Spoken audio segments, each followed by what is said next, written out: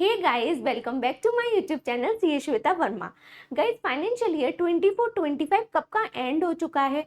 मई का मंथ चल रहा है, लेकिन अभी तक ऑनलाइन आईटीआर फॉर्म्स अवेलेबल नहीं हुए हैं। ऐसे में लोगों को बड़ी टेंशन हो रही है कि अभी तक आईटीआर फॉर्म्स नहीं आए, हम अपने आईटीआर को कैसे फाइल करें। तो गाइस, मुझे एक बात बताइए, अगर फॉर्म्स अवेलेबल होते भी तो ये जो मई का मंथ चल रहा है, क्या ये राइट टाइम होता है आईटीआर फाइल करने का? Then answer is no. तो आज की इस वीडियो में समझेंगे कि आईटीआर फाइल करने का बेस्ट टाइम क्या होता है, क्यों होता है, इसके पीछे का लॉजिक भी, और उसके साथ ही आईटीआर फाइल करते टाइम आपको किन किन बातों को ध्यान में रखना चाहिए सो दैट इन फ्यूचर आपको इनकम टैक्स डिपार्टमेंट से नोटिस रिसीव ना हो। ओके, सारी चीजों को आज की इस वीडियो में हम डिस्कस करेंगे। वीडियो बहुत इंपॉर्टेंट होने वाली है, लास्ट तक जरूर देखिएगा और अच्छी लगे तो लाइक जरूर कर दीजिएगा, शेयर कर दीजिएगा, और चैनल को सब्सक्राइब नहीं किया है तो प्लीज गाइस चैनल को सब्सक्राइब कर दीजिएगा। स्टार्ट करते हैं वीडियो को। तो देखिए, जब भी हम अपनी आईटीआर को फाइल करने बैठते हैं, इनकम टैक्स पोर्टल पर लॉगिन करते हैं, तो सबसे पहले दो इंपॉर्टेंट डॉक्यूमेंट्स होते हैं जो कि हमें डाउनलोड कर लेने चाहिए। पहला है 26ES और दूसरा जो डॉक्यूमेंट है वो होता है AIS, मतलब एनुअल इंफॉर्मेशन सिस्टम। पहले 26ES के बारे में समझते हैं। 26ES क्या होता है कि अगर किसी साल किसी पर्सन ने आपका किसी भी सेक्शन में टीडीएस डिडक्ट कर रखा हो या कहीं आपका टीसीएस कलेक्ट कर रखा हो, उन सब की इंफॉर्मेशन आपके फॉर्म 26ES में रिफ्लेक्ट हो जाती है। तो ये फॉर्म किसके लिए होता है? टीडीएस और टीसीएस के लिए, राइट। तो अब जब आप अपना आईटीआर फाइल करते हैं, बहुत इंपॉर्टेंट होता है कि आपका 26ES पूरा का पूरा अपडेटेड हो, सारी टीडीएस और टीसीएस की एंट्रीज वहां पर आ रही हो। क्यों? क्योंकि जब आप अपना आईटीआर फाइल करेंगे, अपने टैक्स को कैलकुलेट करेंगे, तो उस टैक्स में से जो टीडीएस और टीसीएस आप ऑलरेडी पे कर चुके हो, उसको माइनस करने के बाद में जो नेट टैक्स आएगा आप वही तो पे करेंगे।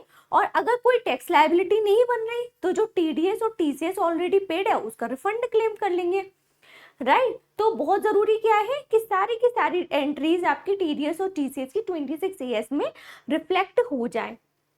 अब क्वेश्चन ये आता है कि 26ES में एंट्रीज रिफ्लेक्ट आकर कब तक होती है, कब तक ये प्रॉपर अपडेट होता है? 26ES तब अपडेट होता है जब सामने वाला पर्सन जिसने आपका टीडीएस डिडक्ट किया है या टीसीएस कलेक्ट किया है, वो अपनी टीडीएस और टीसीएस की रिटर्न फाइल कर देता है।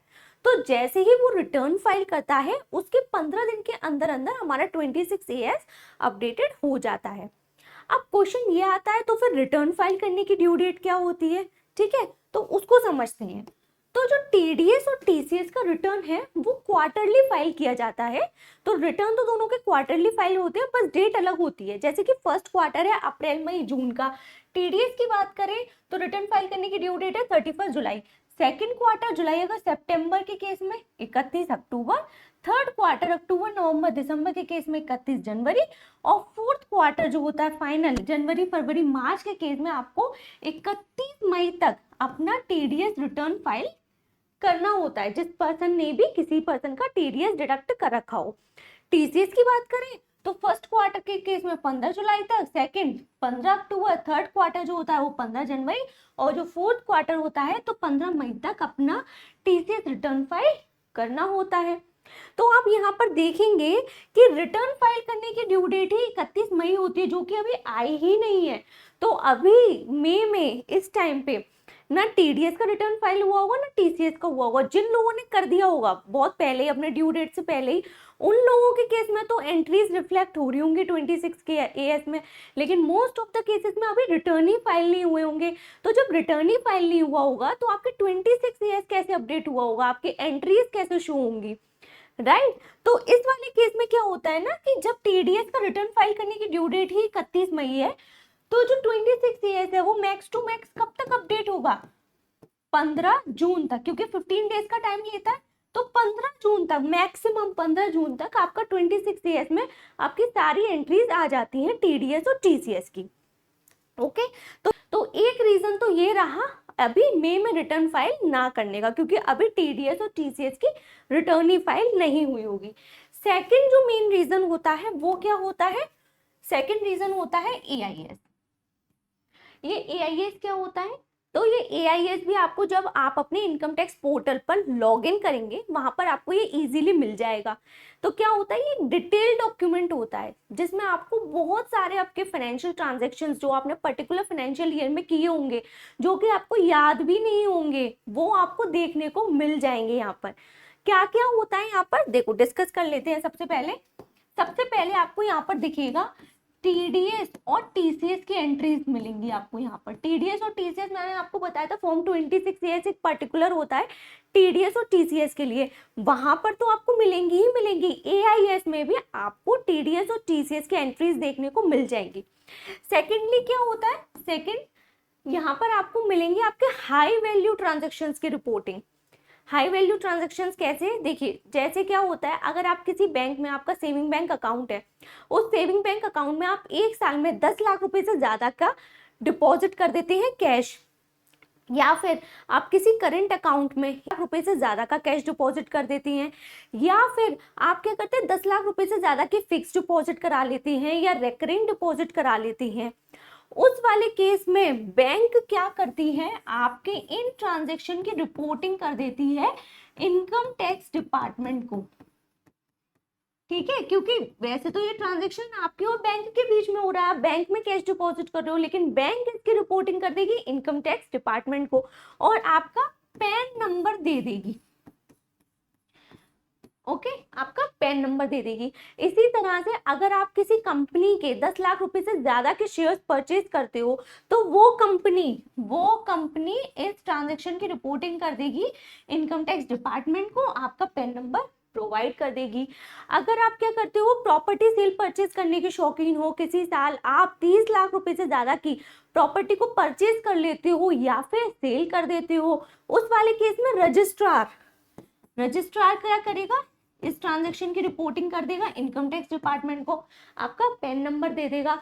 और क्या हो सकता है कि अगर आप किसी रिकॉग्नाइज्ड स्टॉक एक्सचेंज से शेयर्स को परचेज करते हो, उस वाले केस में जो स्टॉक एक्सचेंज होता है वो रिपोर्टिंग कर देगा कि आपने शेयर्स को परचेज किया, चाहे कितने रुपए के भी शेयर्स परचेज किए हो। ठीक है, अगर आप रिकॉग्नाइज्ड स्टॉक एक्सचेंज से म्यूचुअल फंड्स की यूनिट्स को परचेज करते हो तो इस केस में जो म्यूचुअल फंड कंपनी होती है, जिसको हम क्या बोलते हैं, असेट मैनेजमेंट कंपनी, तो असेट मैनेजमेंट कंपनी इसकी रिपोर्टिंग कर देती है इनकम टैक्स डिपार्टमेंट को। इस तरीके से क्या होता है, ये ट्रांजेक्शन्स होते हैं जिनकी रिपोर्टिंग की जाती है। तो इनकम टैक्स डिपार्टमेंट को आपने अपने पैन से जितनी भी अलग अलग जगह पर ट्रांजैक्शन किए, चाहे आपने बैंक से किया हो, कंपनी से किया हो, स्टॉक एक्सचेंज के थ्रू किया हो, म्यूचुअल फंड कंपनी के थ्रू किया हो, आपको मतलब इनकम टैक्स डिपार्टमेंट को पता चल जाता है।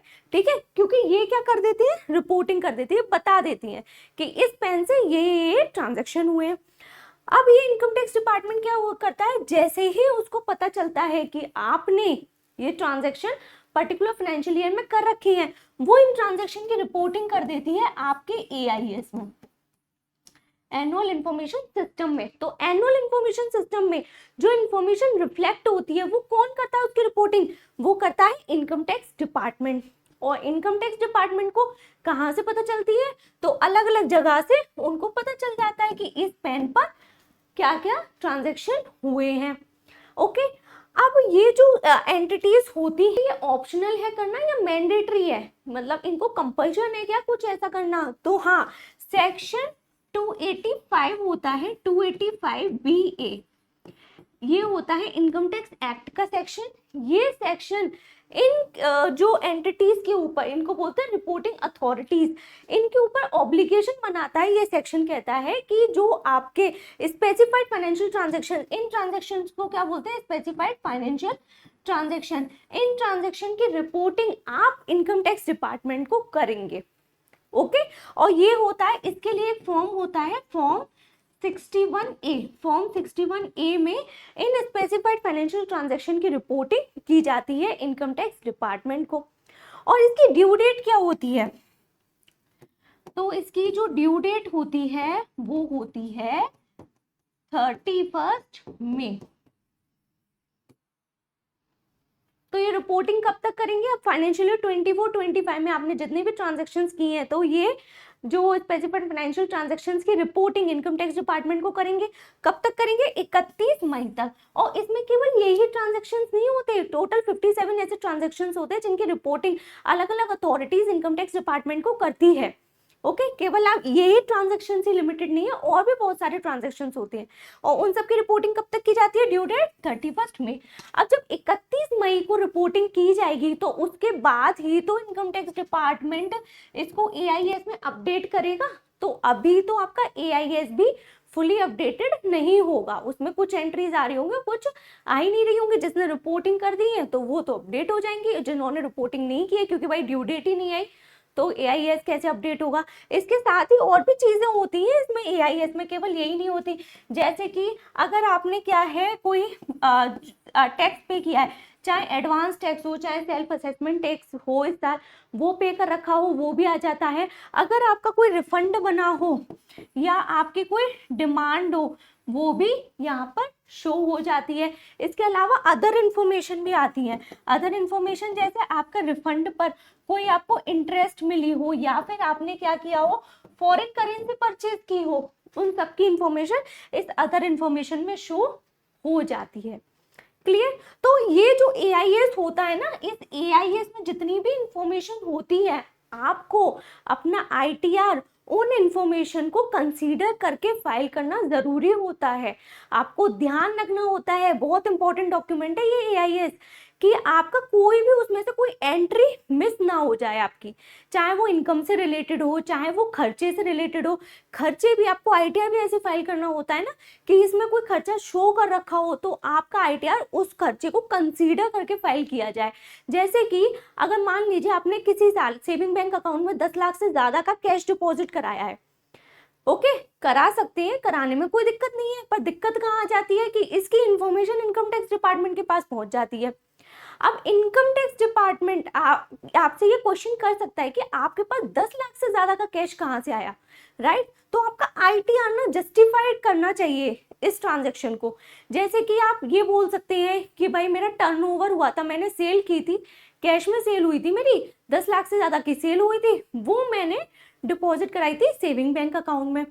तो पहली बात तो ये कि आपको बिजनेस की परचेज हो या सेल हो, इसके लिए आपको करंट अकाउंट अपना मेंटेन करना चाहिए। सेविंग बैंक अकाउंट में बिजनेस से रिलेटेड ट्रांजैक्शंस जो है वो नहीं किए जाते हैं, ओके लेकिन फिर भी चलो सेविंग बैंक अकाउंट में आपने अगर डिपॉजिट करा भी दिए तो फिर आपको अपना टर्नओवर भी उसी हिसाब से दिखाना पड़ेगा कैश में, राइट? तो चीजें ना इसी तरह से इंटर रिलेटेड हो जाती हैं। अब आपको वो दिखाना पड़ेगा, मतलब आपका खर्चा जस्टिफाई करना चाहिए, आपका आईटीआर जस्टिफाई करना चाहिए उस खर्चे को। इसी तरीके से देखना है आपको, अगर आपका कोई कैपिटल गेन हुआ हो क्योंकि स्टॉक मार्केट में आपने परचेज की है, सेल की है, चाहे वो कितने भी रुपए की हो, वो आपको बता देती है। इसके अलावा जो बैंक है ना, अगर आपका कोई सेविंग बैंक की इंटरेस्ट है, आपके कोई फिक्स डिपॉजिट की इंटरेस्ट है, इसकी इंफॉर्मेशन भी दे देता है, चाहे वो 1 रुपए की भी इंटरेस्ट पे की हो, ओके अगर कंपनी है, कंपनी डिविडेंड पे कर रही है तो उसकी इंफॉर्मेशन भी दे देती है।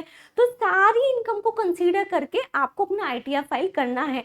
और अगर आपने कोई इंफॉर्मेशन छोड़ दी, कोई इनकम ऐसी थी जो एआईएस में तो शो हो रही है लेकिन आपने इनकम अपने आईटीआर में शो नहीं किया है, पूरे चांसेस हैं कि आपके पास नोटिस आ जाएगा डिपार्टमेंट से। डिपार्टमेंट पूछेगा कि आपने ये इनकम को शो क्यों नहीं किया है अपने आईटीआर में, है ना? एक आपने और सुना होगा टीआईएस, टीआईएस नाम सुना होगा। तो ये जो टीआईएस होता है ये टैक्स पेयर इन्फॉर्मेशन समरी होती है, कुछ नहीं होता, बल्कि जो एआईएस होता है वो डिटेल्ड होता है और टीआईएस उसका समरी वर्जन होता है। एआईएस में एक एक चीज बिल्कुल डिटेल में उसकी डेट वगैरह सब कुछ दे रखी होती है, टीआईएस में समरी फॉर्म में दी होती है, बात एक ही होती है। जैसे 2 रीजन है आपको मई में आईटीआर फाइल जिससे कि आपको नहीं करना चाहिए। क्लियर? अब जैसे कि हम बोलते हैं कि आप कोई भी जब फाइनेंशियल ईयर एंड होता है, जैसे कि फाइनेंशियल ईयर 24-25 एंड हुआ है, तो उसके बाद में अगर आपका ऑडिट नहीं होना तो आपको 31 जुलाई तक अपना आईटीआर फाइल करना होता है, राइट?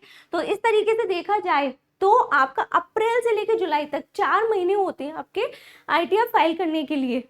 ठीक है, हम यही समझते हैं कि 4 महीने मिलते हैं आईटीआर फाइल करने के लिए, लेकिन ऐसा नहीं है। आईटीआर फाइल करने का जो बेस्ट टाइम होता है वो 15 जून के आसपास होता है। 15 जून से लेके 31 जुलाई का जो टाइम होता है वो बेस्ट टाइम होता है आईटीआर को फाइल करने का।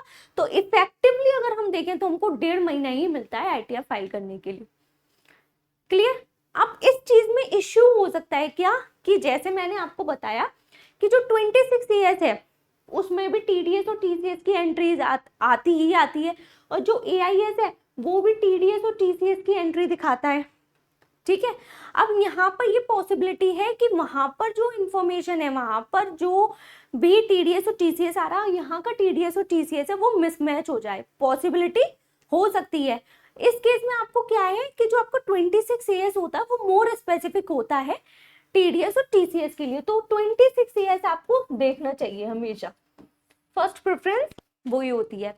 जब आप अपना 26 ईयर्स देखें तो चेक कर लीजिए कि सारी इंफॉर्मेशन टीडीएस और टीसीएस की सारी इंफॉर्मेशन इसमें आ भी रही है कि नहीं आ रही।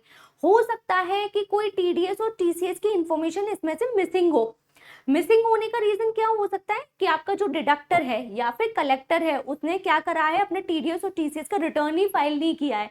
तो जब वो रिटर्न फाइल नहीं करेगा तो आपके 26 ईयर्स में अपडेट कैसे हो जाएगा। दूसरा रीजन ये हो सकता है कि उसने रिटर्न तो फाइल कर दिया है लेकिन पैन नंबर गलत डाल दिया है। पैन नंबर गलत डालने की वजह से वो एंट्री आपके पैन पे अपडेट ही नहीं हुई, वो कहीं और ही चली गई है। तो इस केस में आप अपने जो सामने वाला पर्सन है जो जिसने टीडीएस डिडक्ट किया है या कलेक्ट किया है उसको कांटेक्ट कीजिए, उससे बोलिए कि वो टीडीएस के रिटर्न को रिवाइज करे। टीडीएस का रिटर्न रिवाइज किया जा सकता है, तो जब वो रिटर्न को रिवाइज कर देगा उसके बाद में वो एंट्री आपके 26 ईयर्स में शो होने लग जाएगी और आप अपना रिटर्न प्रॉपरली फाइल कर पाएंगे।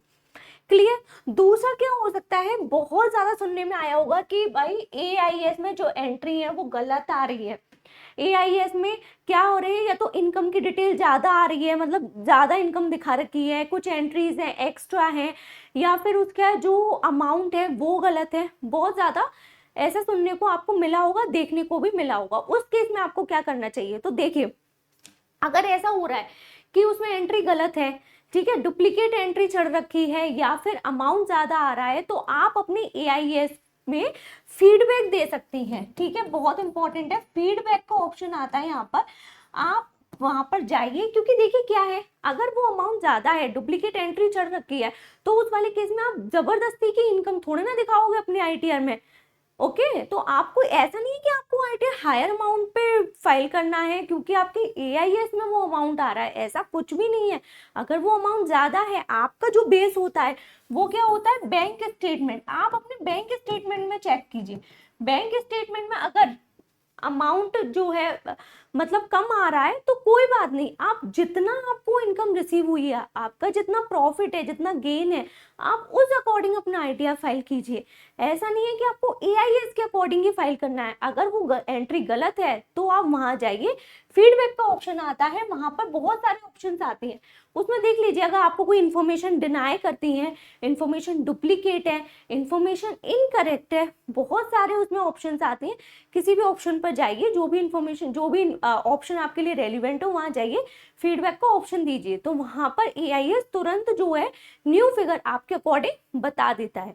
ठीक है, तो ऐसा नहीं है कि आपको एक्स्ट्रा अमाउंट पे अपना आईटीआर फाइल करना है, लेकिन अगर उसमें अमाउंट कम है, आपकी इनकम तो ज्यादा हुई, अमाउंट कम एक्चुअल इनकम है, उसी अकॉर्डिंग आप अपना आईटीआर फाइल कीजिए। फिर ये नहीं है कि आपको अपनी इनकम छुपानी नहीं है। ठीक है, एक क्वेश्चन ये भी हो सकता है कि जब आप अपना आईटीआर फाइल करने बैठे थे उस टाइम पे आपने अपना एआईएस डाउनलोड किया, अपना 26 ईयर्स डाउनलोड किया, उसमें जो भी फिगर्स दिख रही थी, जो भी इंफॉर्मेशन थी, उस अकॉर्डिंग आपने अपना आईटीआर फाइल कर दिया।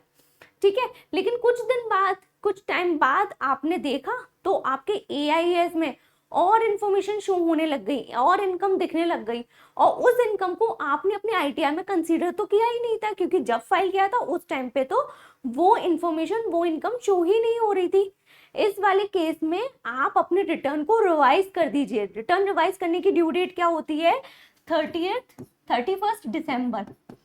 31 दिसंबर तक आप अपने रिटर्न को रिवाइज कर सकती हैं। तो आप जरूर अपना रिटर्न रिवाइज करिए उस इनकम को, उस इंफॉर्मेशन को कंसीडर करके।